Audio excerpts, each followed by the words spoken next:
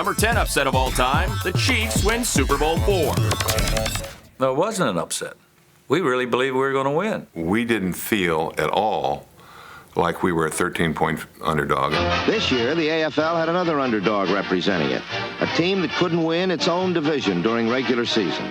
But Coach Hank Stram and his Kansas City Wild West variety show came to town with talent and pride. The fourth Super Bowl was the 10th and final year of the AFL. Going into its final game, this rival league wasn't given any respect. The Chiefs were viewed as one-time losers. They'd been blown out of Super Bowl I. That's a good football team, and it doesn't compare with the National Football League teams. Back to cornfields, huh? We were the stupid stepchild of professional football, not ready for prime-time players. So that was a motivating factor to us. Let's go, boys. Hey, let's go, man.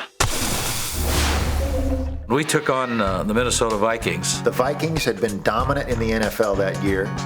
The feeling going into the game was that the Vikings were an unbeatable team.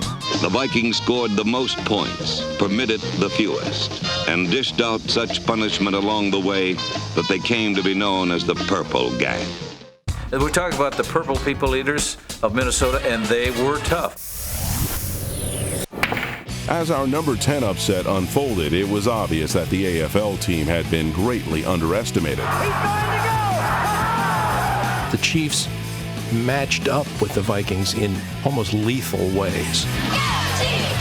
Our defense is the area that really dominated that football game. They took away their running game, took away their passing game. They're beating the best that the NFL has to offer out here today.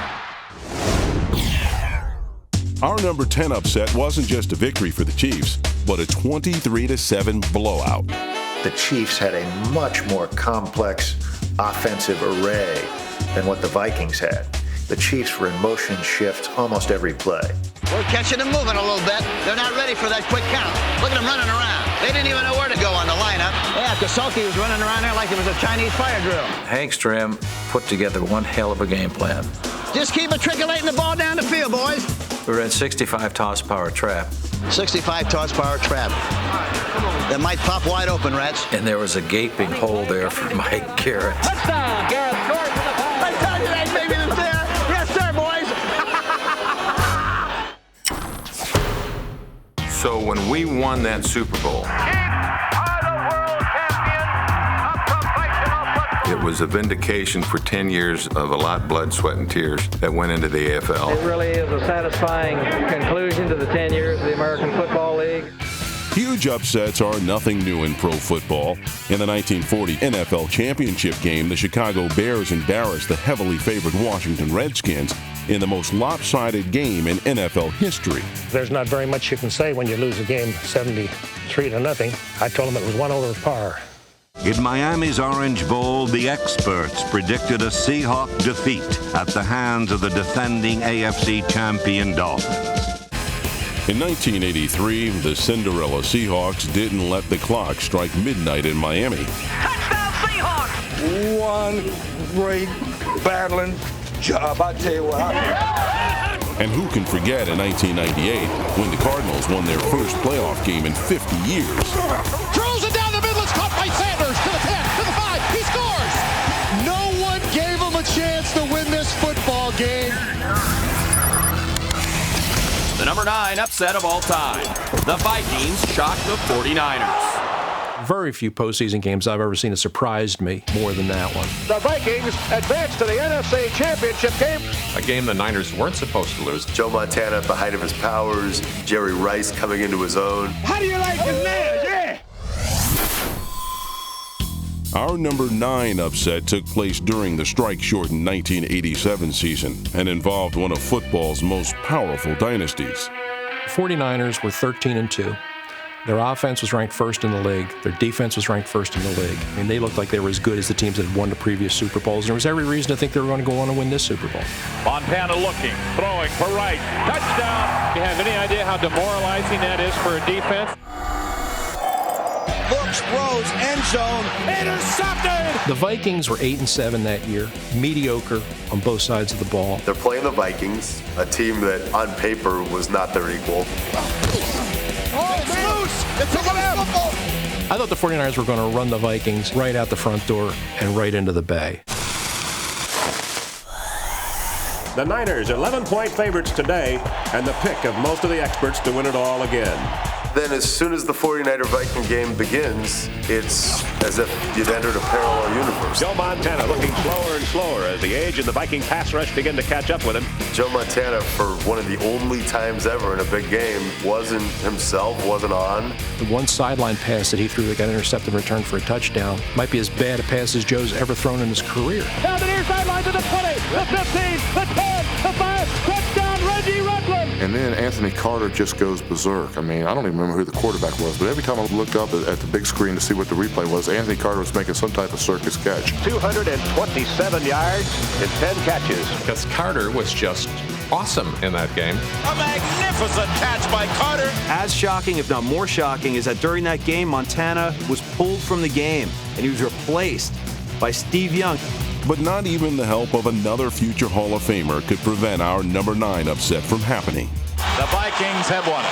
Playoff loss to the Vikings in '87 was probably the most traumatic experience I've had in sports. Bill Walsh stripped of his presidency right after the game by irate owner Eddie DeBartolo, who proclaimed, "He's not the president anymore, I am."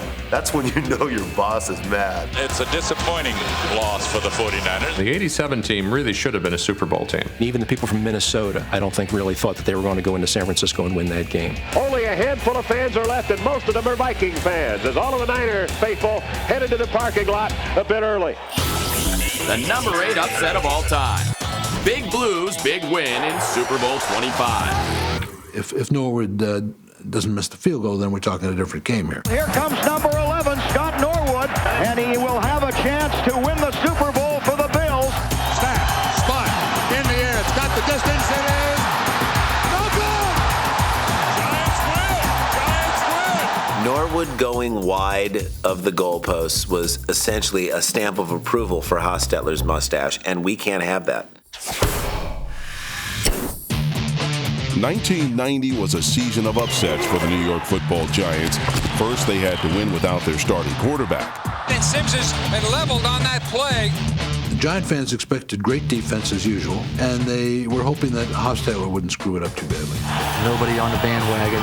Everybody was a pessimist. Everybody was, hey, look what you've got at quarterback. Here's your weak link. He's never going to be able to do it.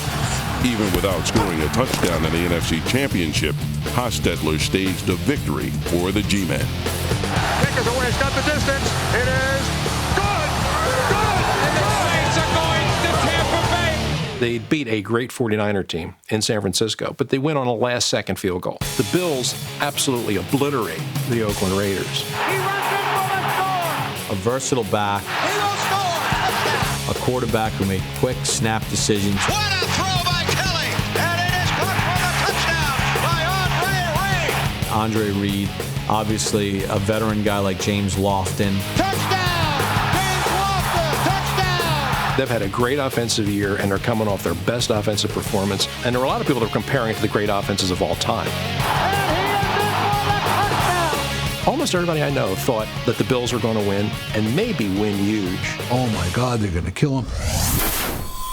Very early on, we took out the Iraqi Air Force. We did what could best be described as the Hail Mary play in football. While the U.S. was winning the first Gulf War by going deep, the Giants launched a ground attack against the 7-point favorite Bills that would have made General Schwarzkopf proud.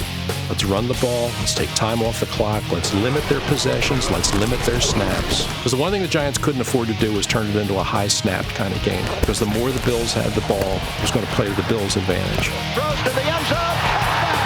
O.J. touchdown!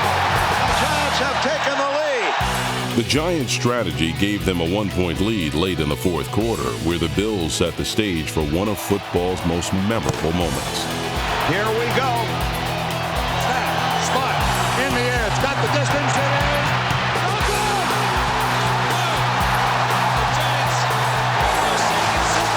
That's an upset. That's an upset. Oh, Norwood. In the NFL, the home team wins about 60% of the time, which is why no one predicted the 2002 Bucs would win their first NFC championship in Philadelphia. Every conceivable intangible face them. They can't play in cold weather. And this Bucs team doesn't look the least bit cold.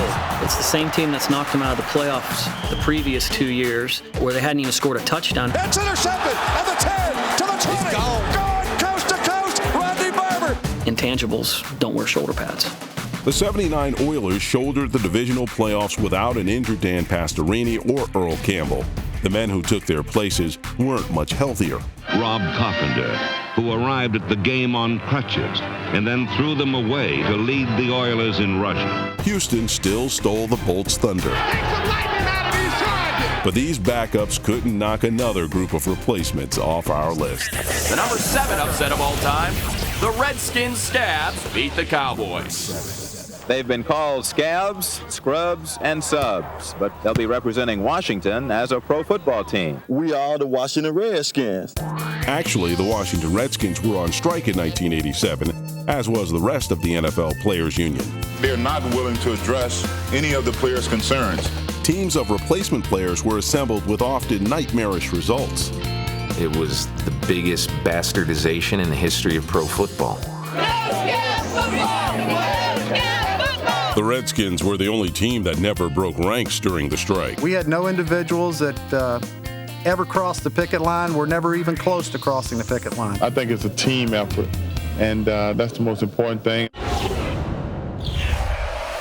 Hello again, everyone, and welcome to Texas Stadium for this, the final replacement game of the NFL season. Ironically, the last replacement game was our Washington Redskin replacements against a Dallas Cowboys squad that had probably had 8 to 10 guys cross the picket line. You had Tony Dorsett. Tony Dorsett, touchdown! You had the Whites, Randy. They got him, Randy White. And Danny. Danny White points where he wants him to go. 2 Hall of Famers in Dorsett and Randy White. If you love the underdog, this is a night for you, Washington. Anyone who underestimates a Bobby Beathard football team, which is what this new replacement skin squad is making a serious error. To take down America's team, Beathard was willing to take talent from anywhere. The guy I remember is Tony Robinson, the quarterback. They got him out of jail or something. The Redskins had their quarterback get hurt during the game, and halfway through the game, they're putting in Tony Robinson, who had just been released from prison on a cocaine charge. Bobby Beathard, the Redskins general manager, somehow negotiated with prison officials to get him out. And he's out there on Monday Night Football against the Dallas Cowboys throwing passes. Robinson back, gets the blitz, gets rid of the football, and Robinson very cool under tremendous pressure. He played a hell of a game. I mean, he was the hero. Vitale takes the fake, then it's Robinson who just drops it backwards to Wilson, and Dallas caught completely by surprise. They win the game. The strike ends. He goes to prison in Tennessee. He was in jail. Maybe the Cowboys' problem was that several names crossed the line. The chemistry just wasn't the same, and there was a lot more chemistry on that Washington sideline. I guess there's a lot to be said for team unity. That upset remains one of the greatest in team history. They made a movie about it, obviously. Whoa. So is the upset that inspired Keanu Reeves as a scab QB and the replacements ranked too low at number 7? Oh, in the history of the National Football League, I think I would move it up to like 5th, maybe 4th. It was a replacement game. The number 6 upset of all time, the Jags beat Denver in the 96 playoffs. Jaguars have done the improbable. The Jaguars are going to the championship game, and they have stunned John Elway. In 1996, the divisional playoffs saw the AFC's top-seeded Denver Broncos host a Jacksonville team that was one Morton Anderson kick from watching the playoffs at home. From 31 yards, and it's no good! It's no good! It's no good! And the Jaguars are going to the playoffs! The Denver Broncos were 13-3, the number 1 seed in the AFC. I'm calling the president! President, we need a National Guard. We need as many men as you can spare because we are killing the Patriots. And here comes this upstart team The Jacksonville Jaguars, only around for a few years. We're for real. Time to prove it. There was no fear. We really never thought Jacksonville was going to beat us. Yeah, we ready. I didn't care that we were 14-point underdogs. The second-year team found extra motivation in the Rocky Mountain News. We were called the Jaguars, I think, in the paper. All of that played into the story. It was just like a fairy tale, like a storybook. Is this great or what? We were going to Denver. We felt like we were in a good situation because we thought that they would have some rust. And they did. The Broncos had clinched everything so far ahead of time that Mike Shanahan tried to rest guys for the postseason because their feeling was that this would be almost a tune-up game.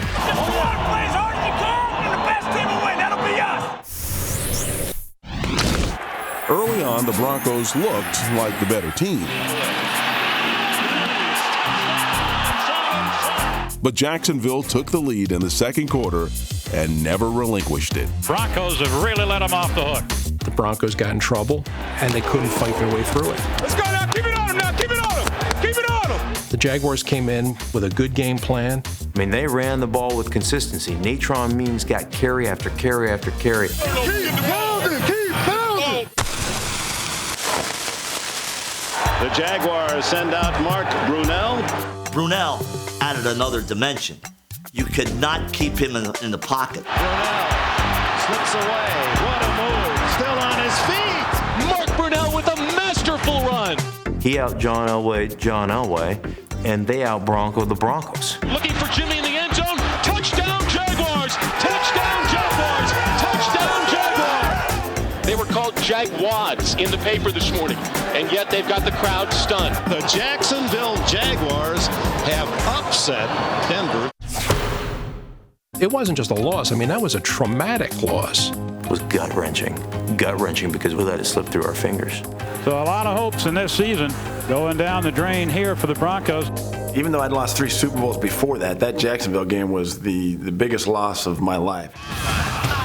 And now, the number 5 upset of all time. John Elway wins Super Bowl 32. In one of the most stunning Super Bowls in NFL history, our number 5 upset features the wild card Broncos taking down Brett Favre and the Packers. John Elway had been to the Super Bowl before and never won and had some nightmarish games. I'm proud of the fact that we got to 3 Super Bowls. I don't care if we won or lost. You consider your career complete if you didn't win a Super Bowl? Yeah. It was a standard answer because it's really the only answer I had. But the bottom line is, no, I would not have been satisfied if we were never able to say that I was a world champion and wore a Super Bowl ring. You had the defending champion, Packers, coming back. Everyone had a say in it. Everyone got it done. You had Brett Favre coming back off another MVP season. An absolutely gorgeous throw by Brett Favre.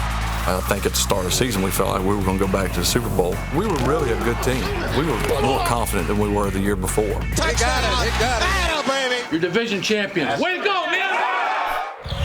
Broncos on 3. 1, 2, 3. Broncos. Denver was a 12-point underdog, and Super Bowl 32 started off like Groundhog Day for Elway. Back there's Antonio Freeman. Touchdown, Packers. And the Packers score right away. A 76-yard touchdown drive on the very first series of the game. And the game started much like a lot of the Broncos Super Bowls. Green Bay went right down the field. I can remember John and I looking at each other like, oh no. We're going to win this one. We're going to win this one. And I think Davis may be shaken up, and this would be costly for the Broncos. Migraines are more of a condition, and it deals with not only headaches, but for me, visually, I can't see. What's that? Can't see. Okay, just do this. And his response was something like, well, it doesn't matter if you can see or not. You don't worry about seeing on this place because we're going to fake it to you the 15 lead. We sort of need you in this game so that they think we're going to run the football. But if you're not in there, they won't believe we're going to run, okay? Play fake. Elway rolls right. He can run it in. John, it will trot into the end zone. Touchdown. After recovering from his migraine, Davis was a real headache for the Packers and was named Super Bowl MVP. But it was John Elway's heads-up play that defined our number 5 upset. He dives inside the 5-yard line. My goodness. You want to tell me the 37-year-old man doesn't want to win this game? Man, oh man. That's sacrifice. That play right there gave our football team a mindset that, hey, we're fixing to get this done no matter what. I think the crowd here smells the upset. That's a guy that can create something when it's not there. I mean, for him to lay it on the line like that just showed you how important that game was to him. So when he's doing that, it's like, oh, I can't give anything less than that. Davis into the end zone, rocking, standing up. This team is not better than us. They're not even good. I think we really underestimated Denver that year. The Broncos are world champions. We were huge favorites, and they outplayed us. Not to take anything from them, they outplayed us. They have shocked everybody. I still get shivers when I think about it. I still get shivers because I can remember exactly how it felt. This one's for John. The number 4 upset of all time. The Browns' 1950 opening day game. 1950, Browns versus Eagles. Ironic as it may seem, Pro Football's World Series takes place the first week of the 1950 season as the Cleveland Browns, champions of the All-American Conference, take on the defending kingpins of the NFL, the Philadelphia Eagles. No one gave the Browns a chance to win. Cleveland joined the NFL after the All-American Football Conference dissolved in 1949. But at the time, the Browns were considered more of a rogue outfit than a legitimate organization. The owners, the executives of the NFL looked down on the All-American Conference, thought the players weren't as good, thought the coaches weren't as good. They thought it was a minor league product. They laughed at Paul Brown. They called him a high school coach. The NFL viewed the former AAFC team as nothing more than a carnival act with its run-and-gun offense and unusual off-the-field activities. The players, during their free time, engage in some sports activity. Keeps them in shape, they say. Bert Bell, who personally made up the league scheduled the first game was going to be the Philadelphia Eagles. The Eagles were two-time defending champions and viewed as the real class act in pro football. We're going to open the season against the Cleveland Browns in Philadelphia, and that was no accident. I mean, Bert Bell wanted to put these guys in their place right away. Here's the kind of action that will thrill you fans. Brown was telling the players what they already knew. This league has no respect for you. This game is a setup. They're expecting you to go in there and get crushed. We were so ready. We were foaming at the mouth almost. We were ready to play that game. They had dominated the All-American Football Conference. They had won all 4 league championships. The autumn cavalcade of sport is both colorful and exciting. What was supposed to be a battle of league champions turned into a one-sided slaughter and our number 4 upset. The Browns just dominated. By halftime, that game was pretty much over. They were too smart for them. They were too quick for them. They weren't prepared to deal with the Browns' passing attack. They had no idea how good players like Otto Graham and Marion Motley, how good these guys were. After the game, Bert Bell came in and he said it was the best football team, the most intense football team he had ever seen. And they drew 71,000 people. It was the biggest regular season attendance ever for the Philadelphia Eagles and remains so to this day. The Browns went on to win the 1950 NFL championship, suggesting that our number 4 upset was no fluke. And the Browns have entered another championship, this one a cherished conquest in the National Football League. And the Browns had proved they were talented enough and well coached enough that they would not just be able to compete, but be able to thrive in the NFL. It's hard to believe, but the undefeated Dolphins were underdogs to the Redskins in Super Bowl VII. Now listen, this is a world championship. Miami completed the NFL's only perfect season and showed that the Super Bowl is the perfect place for a super upset. The number 3 upset of all time. The Patriots win Super Bowl 36. I don't think anybody thought the Patriots would beat the Rams. They didn't have a chance. For Super Bowl 36, the kick is on the way, and it is good. The Rams were 14-point favorites to win this football game. In 2001, the Patriots were hardly considered Super Bowl contenders after losing their first 2 games and their starting quarterback. Tom Brady has been put into quarterback and Bledsoe taken out. And when you do get your opportunity, you better be ready to take advantage, especially how competitive this league is. Brady, a 6th-round draft pick, showed some promise, Caught. Touchdown. but wasn't considered a Super Bowl caliber quarterback. To the near side left for Brady on 2nd and 10. He fumbles the snap. We had played him already. We played him up in New England. It was cold, wet, and we beat him. Warner steps up, fires for the end zone. Caught. Touchdown, Rams. And so I didn't see any possible way the Patriots were going to win. I didn't see any possible way the Patriots would even be in the Super Bowl. While the Patriots' Super Bowl appearance was a surprise, the Rams' greatest show on turf was used to the spotlight. Playing against a Rams team that had been to a Super Bowl with this group of players, with quarterback Kurt Warner, and had won. St. Louis, the gateway to the West, is now the gateway to the best. Let's keep being happy. Kurt Warner was the MVP that year. And the Rams are just going right up and down the football field. Marshall Faulk was the outstanding offensive player of the year. How do you not make that team the favorite? Forget the big red S. Superman wears a 2 and 8 on his chest. Unload right sideline. Marshall there. Touchdown, Rams. That's why he's MVP who caught it, and that's why he's MVP who threw it. We were like flashy. We got it done. We scored a lot of points. However, it was the Patriots' offense that shined in the first half of Super Bowl 36, making even U2 frontman Bono take notice. Brady drops back to throw. Touchdown, David Pep. Tom Brady, overrated. We came out cold, came out flat. Well, the Rams' offense has never really gotten in rhythm. They jumped on us early. And Warner goes back to throw, and here's the blitz by Mike Vrabel. The pass is intercepted. 20, 15, touchdown, touchdown. Back to throw is Warner on 1st and 10. Fires over the middle. It is caught. And Ricky Proland dropped, and the Patriots recover it. I think for the game, we had well over 400 yards of offense. But, you know, the turnovers created a lopsided score. So it wasn't as if they'd stopped this. We kind of stopped ourselves. Turnovers, the name of the game. Let's not get too excited here. You know, the Rams got a powerful offense. They could come back at any time. Quarterback sneaks, walks into the end zone. Touchdown, Rams. Drive. Now we go get another one. Get into the fourth quarter, the Rams tie the game. Warner stands in, fires. Ricky Prohl wide open. Inside the 10. Breaks the 10. Yes! Touchdown, Ricky Prohl. When the Patriots got the ball back, they had, I think, 1 minute and 17 seconds left. They screwed up. They gave us too much time.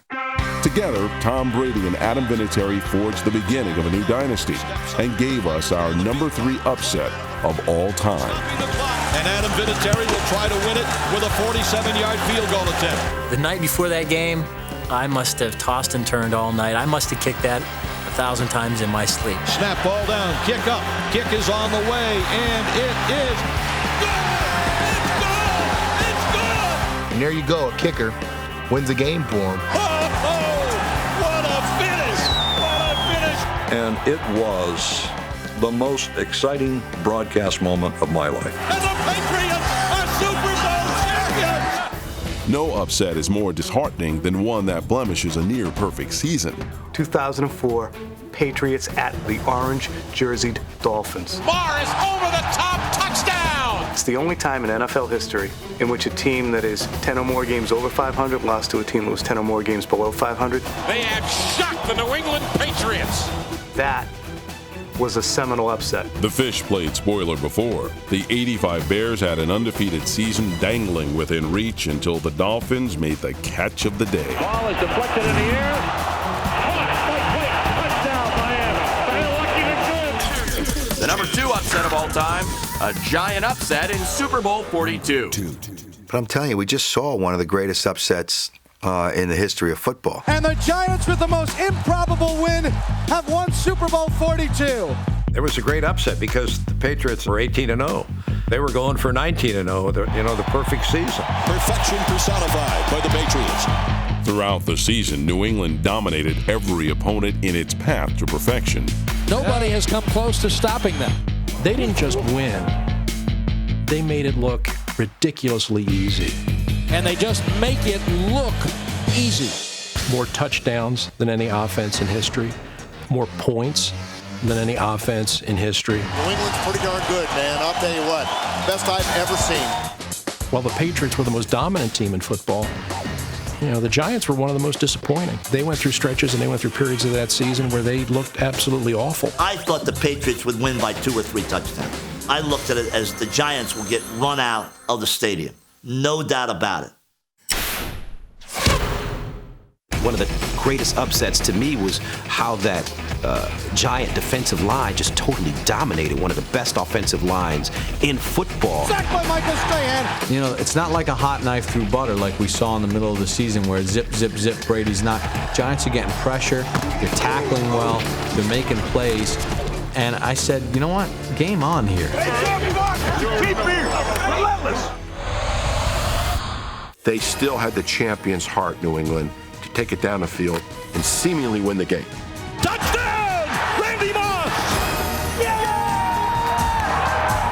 Except that a young quarterback came of age in the last 2.5 minutes. And Eli Manning and the Giants end perfection. Down by 4, Manning looked nearly perfect as he drove the Giants toward our number 2 upset. And I was shocked. You thought the Patriots, with their experienced defense, would come up with a big play. 3rd and 5 for the Giants. 1:16 to go. When Manning first went back to pass, he's in trouble. Gonna be sacked.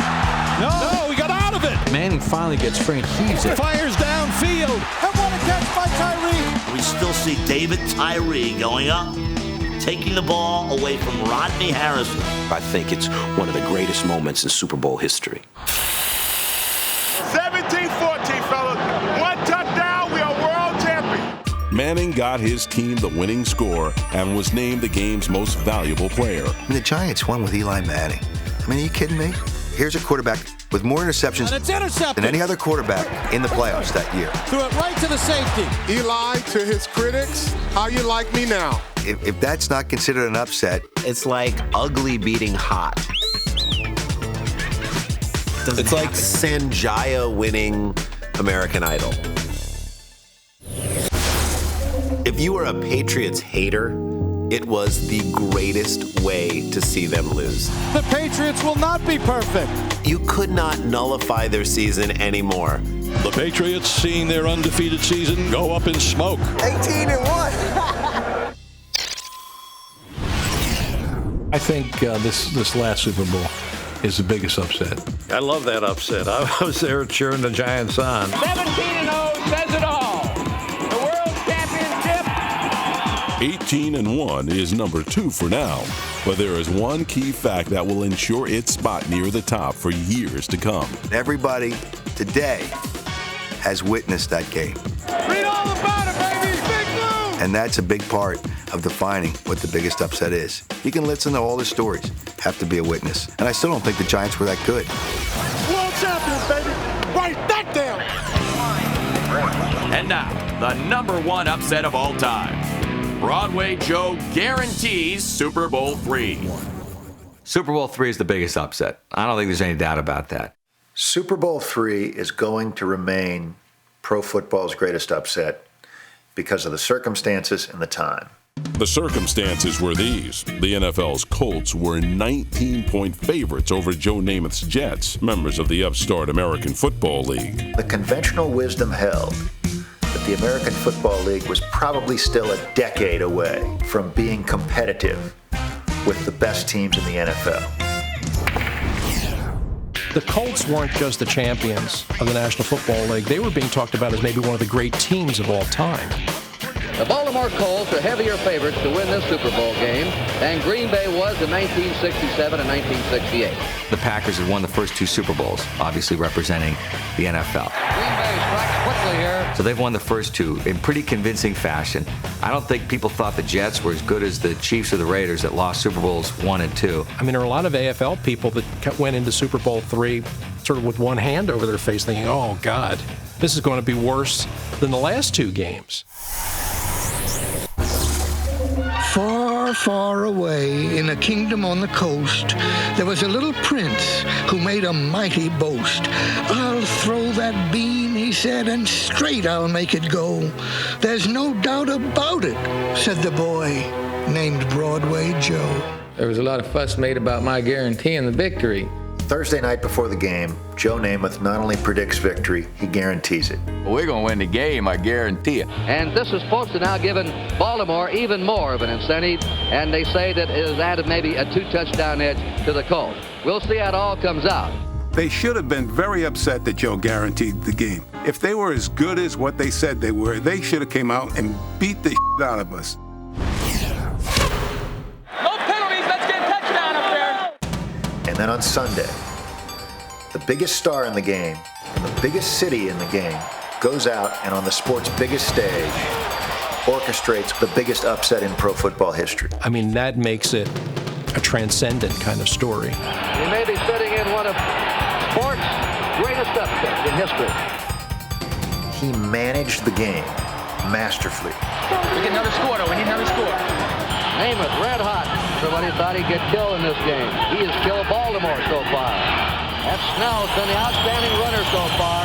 He's in there. Snell scored. You know, they dominated that game. They dominated the game. Intercepted. I mean, everything that could go wrong went wrong that day.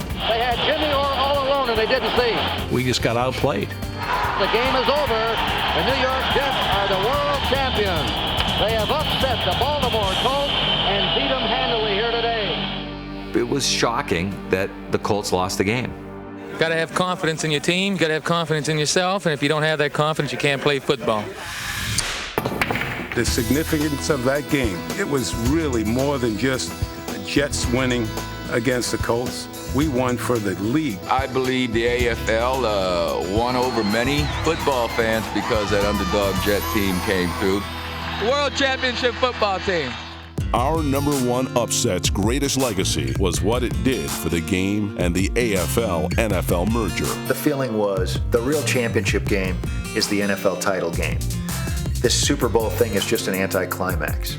The Friday before Super Bowl III, Pete Rozelle allowed that the league was looking at rejiggering the playoff structure so 2 NFL teams might play in a Super Bowl one day. Is this a win for outspoken people? I don't know about that. I know it's a hell of a loss for those folks who take it the other way. Historically, I think it was the greatest upset. If the Jets had been blown out in that game, the distinction between the American Football Conference and the National Football Conference would be much less pronounced than it is today. It was really the game that made pro football, I believe, today. Unfortunately, we've reached the end of our list. And if you're upset by our list of upsets, you're not alone. Jacksonville Jaguars over the Denver Broncos in the '96 playoffs. That should be top 3. I don't rate that as a major upset. I would probably put the Giants beating the Bills in Super Bowl 25 ahead of the Rams-Patriots. A Super Bowl win got to be rated at least higher than a replacement game. We are the Washington Redskins. This one's for John. Elway quarterbacking a team, how much of an upset is it? And I thought this was just a picture.